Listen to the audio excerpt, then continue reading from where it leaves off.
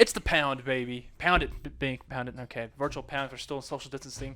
I'm Kramer Sansone along with Jay Binkley here on the Pound, episode 5. It's not going to be a big one, but it's a lot to cover, though, because the huge thing in the world, in the United States sports world right now, is if Major League Baseball will come back. And right now, the owners have said, all right, we're going to go along with a 60-game season. Let's hear what the MLBPA has to say. Right now, the way that it seems like a little slap in the mouth, I feel like, from the owners to the players personally, because they're agreeing on this. It's taking way too long for them to agree on something. But I feel like they're agreeing on this because of the wake of COVID running through facilities, and the players are going to reject this one, so it makes the players look even worse.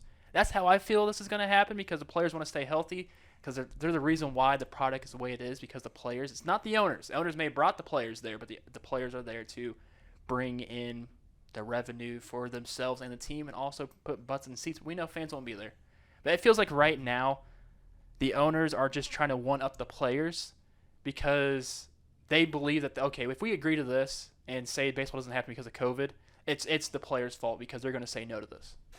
You know what? It's one of those things, and I keep hearing the argument going back and forth. Who's the winner? Who's the loser? And I think there's one real direct answer. Everybody. I mean, that's the biggest loser is the fan. It is. I mean, we can sit here and look at it. All right, who's the winner and loser? Well, less games. Mm-hmm. Owner.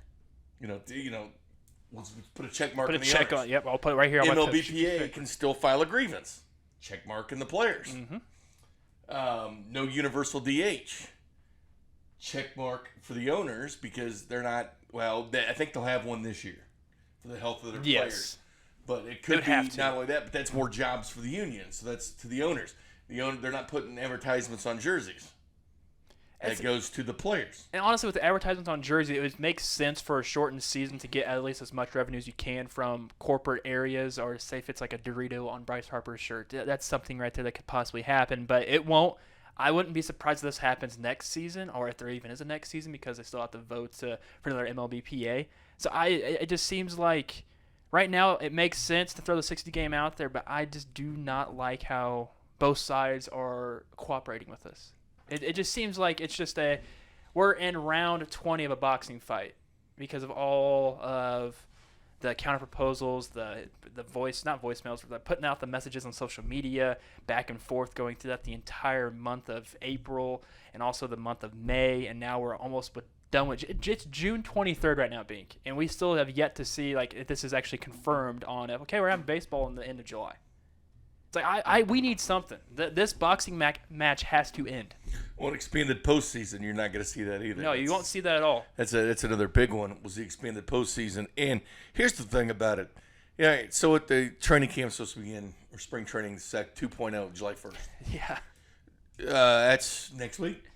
Yeah, it's next week. Next weekend's 4th of July. It's less than 2 weeks away.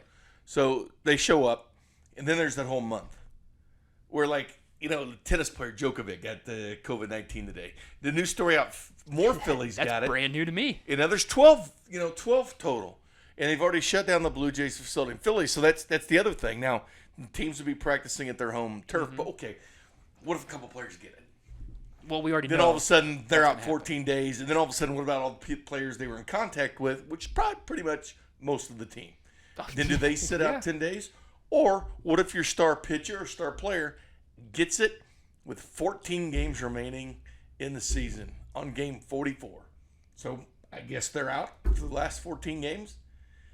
And then the other players, are these rosters going to look completely different? Is it going to be fair? When we talk about the fairness of the game, is it fair if, let's say, some of the big stars of the game, like a Trout or these guys, get this down the stretch? Is that really playing fair? No, not at all. We're getting to the postseason, and all of a sudden, 3 of your guys get COVID?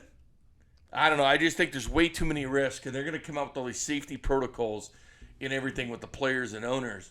And again, I just see this, this constant barrage. You and I sat there, one day just looking. It was something after another. Then it was the Buccaneers. Then today there's a tennis player, and last week there was a golfer, and we got all this going on. And to me, this could still derail baseball. I'm kind of like passing. Until you see the ink actually dry, things could happen. I'll tell you this much. This could still get derailed because we still don't know division alignments. You put in the Royals with the Reds and the Cardinals and the Cubs. What's going to happen there? We've already heard the rumors the broadcasters weren't going to be able to allow to go. We doing fans. We're letting fans go to And the what game. the schedule's going to look like. What are we doing? Yeah, schedule, fans. There's a lot to work out. But I guess they have time. They have a month. Well, I mean, a month, but I feel like if they wanted to get on top of things, they should have already been like, okay, so here's plan A, here's plan B, here's plan C. And they had everything detailed in order for plan A. Say that already had alignments going on. Maybe plan B had stuff with schedule along with alignments. And say, okay, plan A, we cross that one off. Plan B, we have to cross that one off. Plan C has a mixture of all this. I feel like they should have already had a plan set in stone to say, okay, here's a 60-game season. So we at least have that going on for the owners. They agreed to that. Now we have to see what the MLBPA says.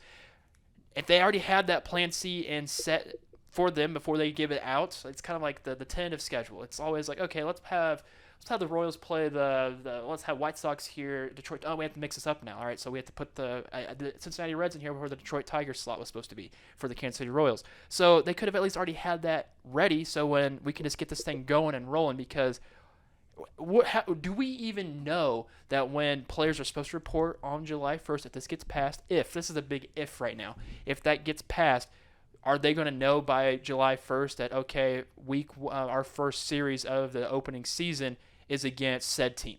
Do we know that right now? No, we don't. I feel like they should have already had a plan set for that currently for just this backup plan. And they missed out because as soon as they start, yes, they're beating the NBA and NHL to the punch, so to speak. They'll be moving their games That's first. true. But then just a couple of nights.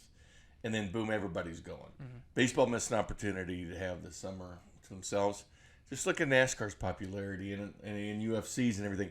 They could have had that to themselves. They could have. KBO stood up and shined when but they lost time. But here's the problem with the Major League Baseball, and I love it. You and I both love it. Tonight would have been game 81 for the Royals. This is midpoint in the season right here. It's kind of significant. It's halfway mark. Half the season's done.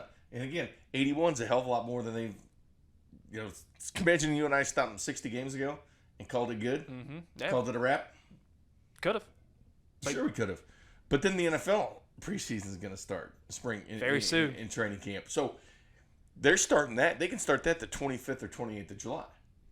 So are fans going to buy in and say, well, I want to follow my NFL team and see what they're doing?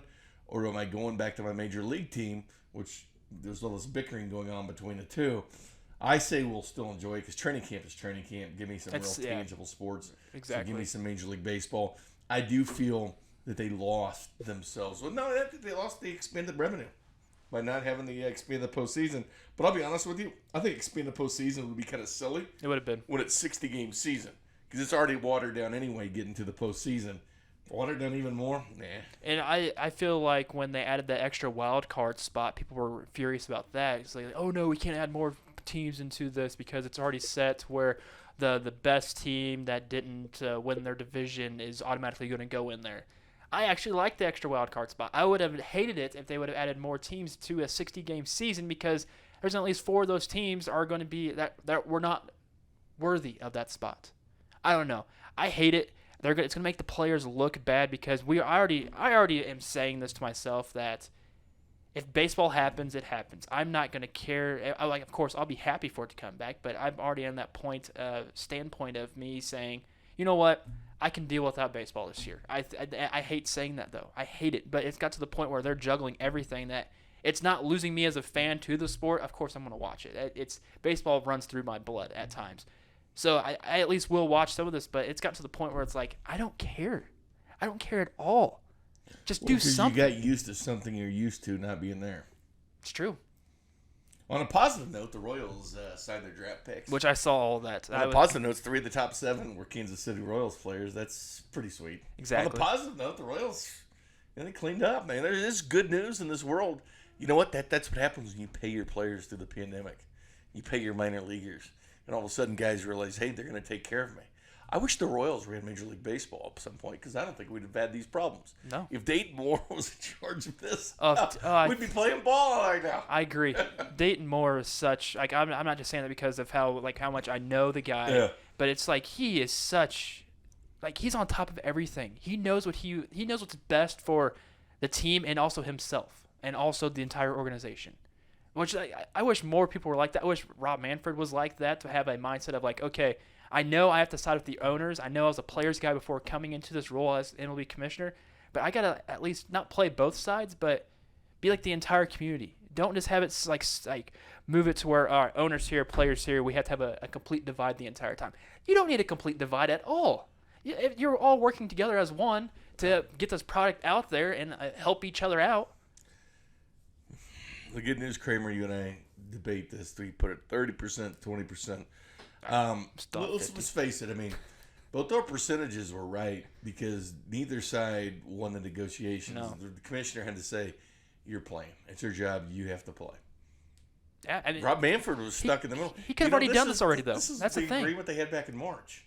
Yeah, that's the We one. just missed out on all that. The entire, and here's the thing too. They could have had that agreement in March because everybody's saying that, COVID's going to start becoming big when it gets colder again.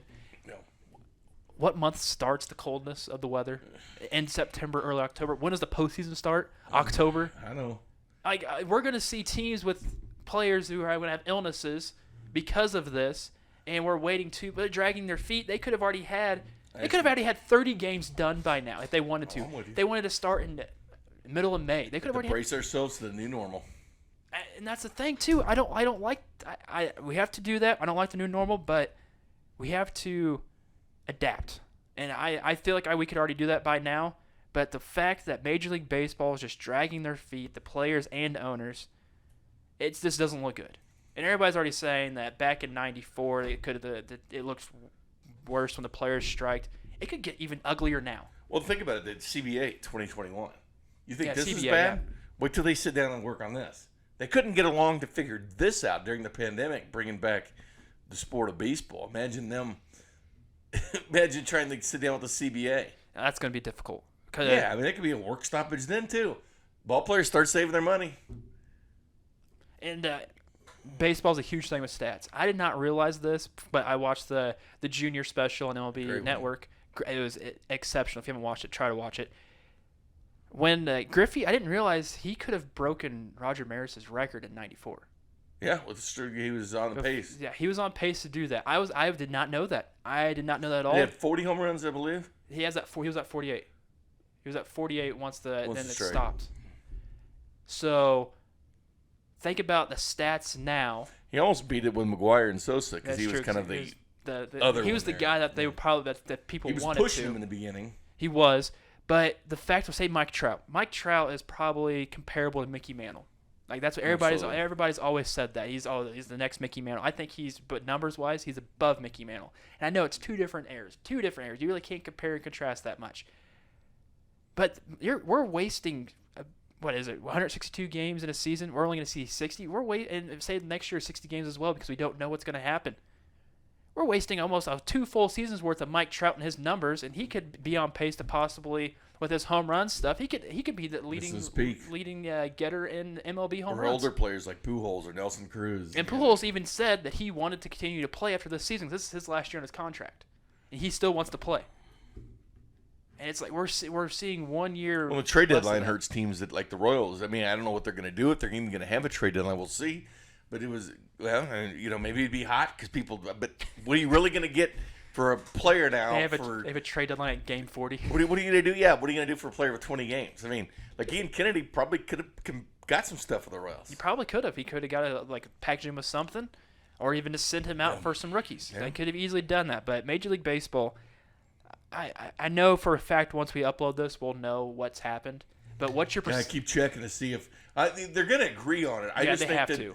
The safety protocols was a big one. And I get it, man. It's stones and rinse and everything because these players want to be safe too. Mm-hmm. They don't want they don't want to take less money and be in an environment where they could be taking harmful things home or whatever. Yeah, exactly. You don't want to give it to your grandmother or grandfather because this is to where these players can go to practice and go home to be there with their adult loved ones. Still, this is better than the NBA bubble. That thing, that's stupid. I agree. The thing also with, say the players accept this. Say they accept this.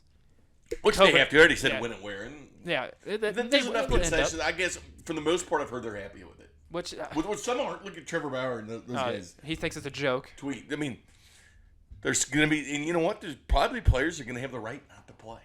And that's the bridge Well, we have to cross. I've already seen with NBA, Trevor Ariza is not going to play. Yeah. Davis Bertanis from the Wizards is not going to play. Low immune system guys may not play. And that's Or manage. That's true. And like you got to think with managers, there's some managers that it's like they're up there in age. And what's Plan B? The NFL supposedly is already working on Plan B, which we found out last week. Like if your offensive coordinator gets COVID or defensive coordinator, like who's next? Like who's next in line? That's a succession plan. Right. Your head coach gets it. Who's the interim head coach? That's the worst part. You got to set the plans. It's almost like setting a will. So when the entirety of COVID started to like cancel NBA season, this is just caught to my mind just frankly. There was a college basketball coach, assistant coach, that you could see him on the bench, like Oh yeah. I thought, like, holy cow, this guy has it. Luckily, he didn't have it, but I could just Hoiberg. Yeah, I could just see Real that. coach. I could just see that happening. I could see it. I could see anything like that just happening. Like, your manager's over there for say it's the Reds. Like, I can't even think. And then both teams are affected. Yeah. We'll say the Yankees and Angels are leading their quote divisions. Mm-hmm. They play each other for series, and then even though they probably wouldn't. They'd probably be regionalized, and everybody gets it. Or the top two teams in the Central are the Brewers and Cards. And that's the thing too. And they play each other. They got a brash of things, and so you take out the top two teams in the division, and the third place team in the division basically wins by default because they don't have any COVID. So if the players agree to this, I already know if the players do agree, or when they agree, we will still not have baseball. That is just my mindset's at. We're not going to have baseball this season, and I'm already accepted that. Do you think we'll have it if the players accept? I think we will. I think they're going to find a way to get it. Although I think it's going to get close. But here's the thing: there's a month. Yeah. There's a month if stuff gets worse. Well, what was the New York Post article said that if you're out in the sun kills the coronavirus in 34 minutes. Well, they're spiking. That's on the now, Post. It's sunny around. But here's the thing, though: if this gets worse, that could derail things in a month. Like the last couple of weeks have been bad. I mean, ever since yeah. I don't even want to look at Twitter sometimes because of I keep on sending you bad stuff. It seems like. Yeah, because somebody else has it. So, what's going to be a month? Is there going to be 16 major league teams shutting their facility? I don't know. Until they actually go out there and pitch and hit baseballs. That's what I'm. Yeah, once I see the first practice begin. I do believe they will have a plan in place. They are coming back, but will it come back? There's two facilities that are closed right now, Bink. Oh, I know. And they still get spring training 2.0. I don't think it's gonna happen. I hope it does though. In the NFL, there was a thing that you saw that put headphones in more helmets. Yeah, it was on Pro Football Talk. It was on a radio interview where there's no talk from the league yet or whatever, but something interesting, and to avoid the huddle. Like if you're looking to take the risk away in football to some extent, which I don't know that you can. Yeah, you can't. But I do like the idea of putting speakers in everybody's helmet. So it's just not the quarterback that hears it and one player designated on defense. Everybody. But I think it would be interesting because it would really speed up offenses. Oh, yeah, it would. But that's the only danger because there is some strategy to trying to hurry up as much as you can, but you're relying on your quarterback getting this thing. And then the look at me's when the players line up and then they step back and look at the sideline. You've seen this, and the signboards and everything. Look at me plays. Well, they'll step back and look because what they're doing is seeing what defense they're in and then changing the play. So there will be an inherent advantage unless they'll figure out a way to shut it off with 5 seconds to go or something like that. Seconds, shut it down like quarterback. Just shut it. I wouldn't even shut it down. I'd let it roll for 10, but I'd shut it down immediately. So you're not sitting there going, "Oh, look at the gap." Just giving instructions. That's why the Rams are calling their plays so quick, so McVay could talk to the quarterback longer. And I think honestly, on hurry up offense, it might be the most important thing to it. Because, it would be interesting because I think you can get down the field even quicker, or even if it's like say on hurry up offenses, because I mean the play clock, not play clock, what clock is that? It's escaping my mind. But it's going down from 40. Say if you're on hurry up offense, once it hits 30, it cuts off. If they notice, okay, you're on hurry up, we'll cut that time off right then and there. I wouldn't mind that at all because it usually takes about 10 seconds for you to, get the play going, get the ball, put the ball set, get everybody lined up. That's at least 10 seconds there, if that. Even it might be even less, and then boom, get another play going. I could see how that's possible, and it could actually help out. Because right now it's shut down with 15 seconds. It's not like it's going to get the social distancing part of the aspect away. If that's what they're trying to do. Because I mean, you got you have You're this close to an offensive lineman. You're this close to a defensive lineman. You're pretty much almost touching helmets the entire time. So it's like some guy could sneeze, or they can wear that stone. Well, and the huddle's trooper almost helmet. the actual traditional huddle's almost a thing in the past anyway. Yeah, everybody Their just quarterback just signals. everybody's like, okay, we're doing all that stuff. So I mean, it's interesting. I wouldn't mind it. It might speed up the game. Well, there's no reason to speed up a game. It makes it faster for you to get to the end zone, I guess. Mm-hmm. I like it. I mean, I'm surprised they already don't even do it already because, the quarterback hears it. But I can see the radio frequency might be messed up a little bit in most helmets. Like, because if there's 22 helmets out there on the field at all times, there's going to be some mix-up of, I'm actually tapping into the Detroit Lions' the Patriots, man. Let's go for the Patriots. The Patriots would easily try to grab one of those. This. Yeah. Like, we need to confiscate one of them. They'd be all over it. Imagine that, too.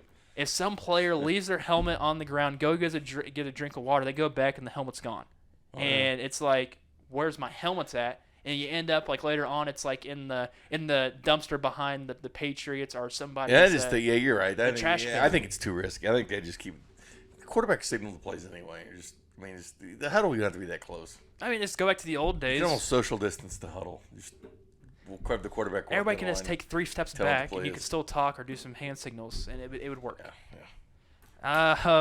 All right, let's go into some today in history and sports. Okay. And I made sure, I wanted to make sure we have one in my birth year, which there isn't. There is one in your birth year, Binkley. Did you know that the Philadelphia Phillies, Ken Brett's 4th consecutive game home run in which he pitched 4 consecutive games and hit a home run? Really? Yes. Philadelphia Phillies, Ken Brett did that. Yes. That's astonishing. I've never heard of that at all. A pitcher, 4 consecutive games hit a home run. Well, there hasn't been a lot of pitchers with a lot of power, including this guy the Royals just signed, the Whammer they call him, to Texas Tech. He's a pitcher now, but he can't hit some. Oh, so he's almost like a two-way player almost. So Ken Brett. Well, see, when did he do this? 73. So on this day in 1973. I'll be darned. Well, you look at that one. I'll go to the next one. In 2000. He's a brother of George Brett. Are you serious? Yeah, Ken Brett. Yeah. Oh, I didn't know that. No, that's even better. That's George Brett's brother. That's even better. In 2003, Barry Bonds becomes the first Major League Baseball player to hit 500 home runs and steal 500 bases in his career. It's 03. Imagine he had all those stolen bases in Pittsburgh. Oh yeah. He was on a Hall of Fame pace as a Pirate. Heck, if you can just look at his Pirate numbers, because I mean, I'm pretty sure he didn't take any steroids when he was in. I think he took steroids when that transfer that final year at Pittsburgh all the way to San Francisco. Yeah, we think. Well, there's never any proof. I know there's never proof. He still walked a lot. 2005, the San Antonio Spurs defeated the Detroit Pistons in Game 7 of the 2005 NBA Finals. That was the 11 years to go on the 7th game. So that's nice. 2008, King Felix, Seattle Mariners pitcher, became the first American League pitcher to hit a grand slam home run in 37 years. Good old King Felix. And that might be the last one that we could actually know names-wise. The but only yeah. pitcher home run to really celebrate is Bartolo Colon. Oh, my gosh. That's probably the most exciting home runs to see is a Bartolo Colon home run. How many? I think he only had, one in his career, and that was against the Padres. Who did he hit it on? Was it James Shields? It was a Padres pitcher. I know that. How funny that'd be if it was James Shields. Was it 2016, too? Let's see. Bartolo could have Colon been. home run. All I know is I love it when pitchers hit home runs. I do. It's like pitchers who rake. That's why I don't like the DH. Who was it? I love the DH. I hate the DH. Because who was it? National League minded guy. Let's see. Watch it be like Trevor Ross or something. He did like go that. deep against James Shields. Yeah. That's even better. That's golden. Bartolo Colon goes deep against James Shields. Poor James. Poor big game James. All right, Bank, anything else you want to add before we close up this podcast? Let's get some baseball going, bro. Yeah, I don't think it's going to happen, though. I really don't. Oh, and by the way, NASCAR next weekend has a race on Saturday and Sunday. Which the Cup is Series. interesting. It's like a doubleheader thing. I already placed my bets. Yeah. We're 7 races away from Kansas, and that's July 23rd. So 7 races. It seems like so close, we get so far away. July 23rd is supposed to be the day that Major League Baseball is supposed to come back. There we go. And we have a race. So we have never mind. July 24th. That's the date. But hey, we should try to do get to NASCAR that race. NASCAR then baseball. Boom boom. Yeah, we can do the NASCAR and hopefully get to do something at Kauffman. We can only hope. We can only wish. We can only hope. Pound it, brother. Pound. The pound is closed. The cages are being locked. Have a good one.